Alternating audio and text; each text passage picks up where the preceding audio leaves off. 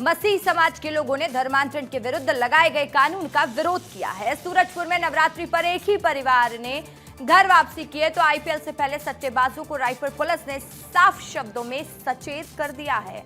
जहां कभी गोलियों की गूंज रहती थी, वहां आज पहली बार कलेक्टर पहुंची तो लोगों ने अपनी समस्या से उन्हें अवगत कराया है। देखिए आज छत्तीसगढ़ में क्या हुआ, आपके शहर में क्या हुआ, आपका रिपोर्टर बता रहा है।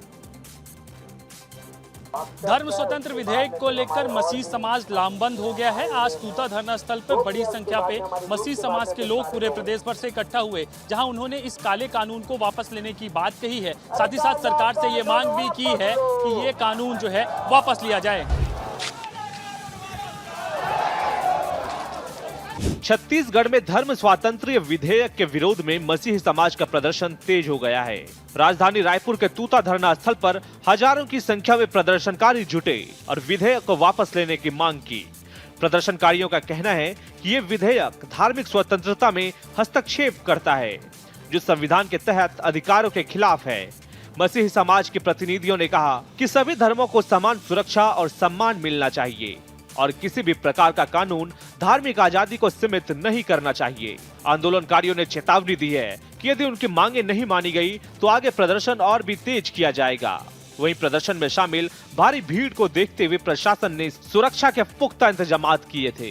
मसीह समाज के लोगों का कहना है कि वो शांतिपूर्ण तरीके से अपनी बात रख रहे हैं, लेकिन सरकार अगर उनकी बातों पर, उनकी मांगों पर विचार नहीं करती है तो आने वाले समय पर देशव्यापी प्रदर्शन इसको लेकर किया जाएगा। दुर्गेश के साथ रोहित मिश्रा, विस्तार न्यूज रायपुर। कल से आईपीएल शुरू होने जा रहा है। आईपीएल शुरू होने से पहले ही सट्टेबाज एक्टिव हो जाते हैं, तो साफ तौर पर इस बार रायपुर पुलिस ने चेतावनी दे दी है कि जो भी इस बार आईपीएल में सट्टा लगाते हुए पकड़ा जाएगा उसे सीधा जेल भेज दिया जाएगा। रायपुर में इंडियन प्रीमियर लीग के आगाज से पहले रायपुर पुलिस ने सट्टेबाज करने वालों को सख्त चेतावनी जारी की है। पुलिस ने संदेश जारी करते हुए स्पष्ट किया है कि अवैध बेटिंग में शामिल लोगों पर कड़ी कार्रवाई की जाएगी। पुलिस ने क्रिकेट की भाषा में लोगों को समझाते हुए कहा कि कानून के साथ मत खेलना, वरना मैच ही नहीं जेल भी देखनी पड़ेगी। साथ ही चेतावनी दी गई कि सट्टेबाजी करने वालों को कानून की टीम चेस करने में माहिर है और किसी भी हाल में बख्शा नहीं जाएगा। पुलिस ने फर्जी सट्टा आईडी उपलब्ध कराने वालों से भी दूर रहने की अपील की है। पोस्टर में कहा गया है कि ऐसे नेटवर्क में शामिल होने पर पार्टनरशिप ज्यादा देर टिक नहीं पाएगी और कानूनी कार्रवाई तय है। कल से आईपीएल 2026 का शुभारंभ होने जा रहा है और उसी मौके पर रायपुर पुलिस ने साफ तौर पर चेतावनी दे दी है कि जो भी सट्टा खेलते पकड़ा जाएगा उस पर सख्त कार्रवाई की जाएगी और साथ ही जेल भी भेजा जाएगा। रामनवमी के अवसर पर एक परिवार ने घर वापसी की है। ईसाई से पुनः हिंदू धर्म में शामिल होने पर परिवार का भव्य तरीके से स्वागत किया गया। सूरजपुर जिले के ग्राम गोविंदपुर में चैत्र नवरात्रि के अवसर पर एक परिवार ने घर वापसी की है। जानकारी के अनुसार 10 वर्ष पहले परिवार ने ईसाई धर्म अपनाया था। परिवार अपनी सहमति से पुनः हिंदू धर्म में लौट आया। ग्रामीण और हिंदू युवा समिति के पारंपरिक रीति रिवाजों के साथ उनका स्वागत किया गया। बताया जा रहा है कि आचार्य पंडित भोला प्रसाद मिश्र के सानिध्य में आयोजित कार्यक्रम में परिवार ने भगवान भोलेनाथ की पूजा अर्चना की। इसके बाद पैर धोकर उनका स्वागत किया गया। कार्यक्रम में मौजूद ग्रामीणों ने इस अवसर को सामाजिक एकता और परंपराओं से जुड़ाव का प्रतीक बताया। इस दौरान गांव में भक्तिमय माहौल बना रहा, जहां बड़ी संख्या में ग्रामीण उपस्थित रहे। 10 साल बाद लोगों की घर वापसी धर्मांतरण के विरुद्ध अभियान देखने को मिल रहा है। ऐसे में कहा जा सकता है कि हिंदू संगठन के लिए एक सुखद संदेश है। जहां कभी नक्सलियों के बंदूकों की गोलियों की गूंज होती थी, वहां अब प्रशासनिक पहुंच है। जो इलाका वर्षों से नक्सलवाद का दंश झेल रहा था, अब वहां विकास की नई लकीर खींची जा रही है। अबूझमाड़ के अंतिम इलाकों में कलेक्टर का पहुंचना अब चर्चा का विषय बना हुआ है। नारायणपुर जिले के अबूझमाड़ क्षेत्र के अंतिम छोर ग्राम पंचायत रेकावाय में कलेक्टर नम्रता जैन का दौरा हुआ है। कलेक्टर के गांव पहुंचने पर ग्रामीणों में उत्साह का माहौल देखने को मिला। ग्रामीणों ने बताया कि उन्होंने पहली बार किसी महिला कलेक्टर को अपने गांव में देखा है। इस दौरान कलेक्टर नम्रता जैन ने लोगों से सीधे संवाद करते हुए उनकी मूलभूत समस्याओं को प्राथमिकता से हल करने की बात कही। कलेक्टर नम्रता जैन ने कहा कि अब यहाँ के बच्चे आ से आतंक तक या बा से बारूद नहीं बल्कि ए से एप्पल पढ़ेंगे। उन्होंने शिक्षा व्यवस्था को मजबूत करने के लिए प्राथमिक माध्यमिक स्कूल और आंगनबाड़ी भवनों के निर्माण को तेज गति से पूरा करने के निर्देश दिए। साथ ही गांव तक पक्की सड़क, राशन आपूर्ति, पेयजल और बिजली जैसी सुविधाएं भी जल्द उपलब्ध करवाने का आश्वासन दिया। कलेक्टर ने यह भी कहा कि वर्षों से सरकारी दस्तावेजों से वंचित ग्रामीणों के लिए विशेष अभियान चलाकर जरूरी दस्तावेज बनाए जाएंगे। ये वही अबूझमाड़ के जंगल है जहां एक समय में नक्सलियों की जन अदालतें लगा करती थी, लेकिन प्रशासन के यहां पहुंचने से अब इस गांव की दशा और दिशा बदलने की संभावनाएं नजर आ रही हैं। अंबिकापुर के संजय पार्क में 15 हिरण की कुत्तों के काटने से मौत के बाद अब प्रशासन हरकत में आया है। पार्क में रखे गए शेष हिरण को छोड़ने की कवायद शुरू हो गई है। खुद इसकी जानकारी डीएफओ ने दी है और कहा है कि बहुत जल्द यहाँ रखे जानवरों को छोड़ा जाएगा। ये वही संजय पार्क है जहाँ कुछ दिन पहले 15 हिरणों की मौत की खबर सामने आई और वन विभाग ने आवारा कुत्तों को इसका दोषी ठहरा दिया। इसके बाद पार्क में टोटके की तस्वीर भी सामने आई, लेकिन अब संजय पार्क में बचे हुए 16 हिरणों को अभयारण्य में छोड़ने की तैयारी शुरू हो गई है। बता दें कि संजय पार्क में सेंट्रल जू अथॉरिटी की अनुमति के बिना 31 हिरणों को अवैध रूप से बंधक बनाकर रखा गया था, जिसका खुलासा तब हुआ जब आवारा कुत्तों के हमले से 15 हिरणों की मौत हो गई और वन विभाग ने गुपचुप तरीके से उनका अंतिम संस्कार कर दिया था। डीएफओ सरगुजा ने बताया कि संजय पार्क जू सेंटर नहीं बल्कि रेस्क्यू सेंटर है, जहाँ वन्य प्राणियों को रेस्क्यू के बाद प्राथमिक उपचार के बाद अभयारण्य में छोड़ दिया जाता है, लेकिन यहाँ 31 हिरणों को अवैध रूप से बंधक बनाकर रखा गया था और अब 15 हिरणों की मौत के बाद बाकी बचे 16 हिरणों को अभयारण्य में छोड़ने का निर्णय वन विभाग ने ले लिया है। वन विभाग ने जो कवायद अब शुरू की है, कवायद अगर पहले शुरू हो गई होती तो 15 हिरण की मौत नहीं हुई होती।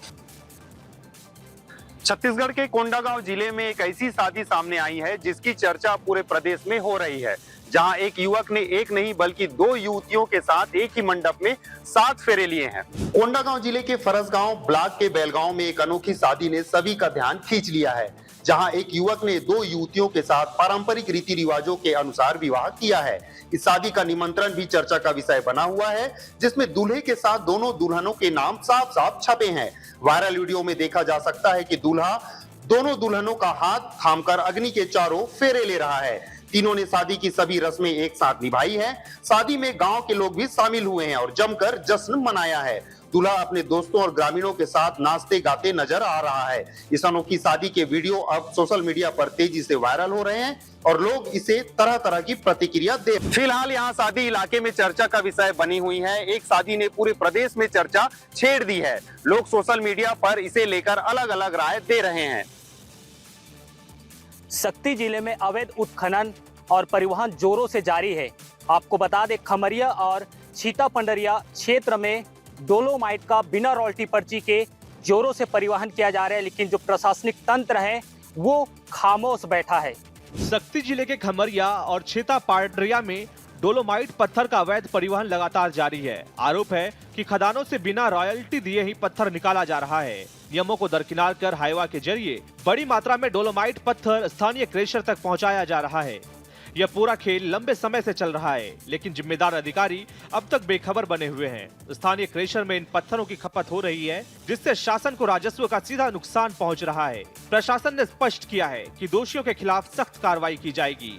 हालांकि सवाल यही है कि जब खुलेआम अवैध परिवहन हो रहा है तो अब तक कार्रवाई क्यों नहीं हुई। अब देखना होगा इस मामले में खबर चलने के बाद जो विभागीय आला अधिकारी हैं वो इसे कार्रवाई करते हैं, फिर इसे ठंडे बस्ते में डाल दिया जाता है। और सबसे बड़ी बात कि आखिरकार कार्रवाई होती है तो कब तक किया जाता है। पिंडरा में एक संवेदनशील मामला सामने आया है। यहाँ एक प्राचीन शिव मंदिर के पास गोवंश के अवशेष मिलने से इलाके में सनसनी फैल गई है। पेंड्रा के हाई स्कूल स्थित प्राचीन शिव मंदिर प्रांगण और पास ही सहकारी बैंक के समीप गोवंश के अवशेष मिलने से इलाके में सनसनी फैल गई। घटना की जानकारी मिलते ही विश्व हिंदू परिषद और बजरंग दल के कार्यकर्ता मौके पर पहुंचे और पुलिस को इसकी सूचना दी। संगठनों ने थाना प्रभारी को ज्ञापन सौंपकर मामले की निष्पक्ष और गहन जांच की मांग की है।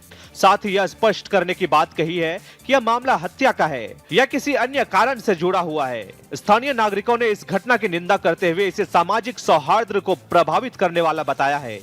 पुलिस ने मौके पर पहुंचकर साक्ष्य जुटाए और आसपास के सीसीटीवी फुटेज खंगाले हैं। अधिकारियों का कहना है कि मामले की हर एंगल से जांच की जा रही है। फिलहाल इलाके में स्थिति नियंत्रण में है, लेकिन लोगों में आक्रोश बना हुआ है। इस संवेदनशील घटना ने इलाके में तनाव का माहौल पैदा कर दिया है। अब देखना होगा कि पुलिस जांच में क्या तथ्य सामने आते हैं और प्रशासन दोषियों तक कब तक पहुंच पाता है। अंबिकापुर शहर में स्थित इंडस्ट्रियल क्षेत्र से लगे हरा टिकरा गांव में अब कब्जा होना शुरू हो गया है। यहां पर 50 एकड़ से अधिक वन भूमि की जमीन पर लोगों ने कब्जा कर लिया है और सबसे बड़ी बात है, माफियाओं ने ये जमीन लोगों के 30 से 50 हजार रुपए डिसमिल में बेची है। जमीन की कीमत हाल के वर्षों में कई गुना बढ़ गई है। इसी वजह से आम आदमी अब जमीन खरीदने में असमर्थ है, जबकि माफिया इसी अवसर का फायदा उठाकर सरकारी जमीन पर कब्जा कर उसे प्लाटिंग कर बेच रहे हैं। हरा टिकरा में वन भूमि को 30 से 50 हजार रुपए प्रति डिसमिल के हिसाब से बेचकर 3 वर्षों में 200 से अधिक मकानों का निर्माण किया जा चुका है। इन तमाम प्रकरणों के बाद अब वन विभाग ने वन भूमि पर बने मकानों को चिन्हित करना शुरू कर दिया है। अवैध तरीके से बने 175 मकानों को चिन्हित किया गया है। वहीं कुछ मकानों में बिजली विभाग ने स्मार्ट मीटर भी लगा दिए हैं। अवैध तरीके से बांस और लकड़ी के पोलों के माध्यम से पूरे मोहल्ले में बिजली की सप्लाई हो रही है। इसके साथ ही सरकार की अन्य योजनाओं का लाभ भी इन लोगों को मिलने लगा है। सवाल इस बात का है कि आखिर चारों तरफ बुलडोजर एक्शन देखने को मिल रहा है, तो दूसरी तरफ वन विभाग के अधिकारी आखिर चुप क्यों हैं और कार्रवाई क्यों नहीं कर रहे हैं। दूसरी बात यह कि अगर लोग कब्जा कर रहे हैं, मकान बना रहे हैं, तो उसको रोका क्यों नहीं जा रहा है, क्योंकि आने वाले दिनों में फिर जब पूरा बस्ती बस जाता है तब इंक्रोचमेंट हटाने की कार्रवाई की जाती है।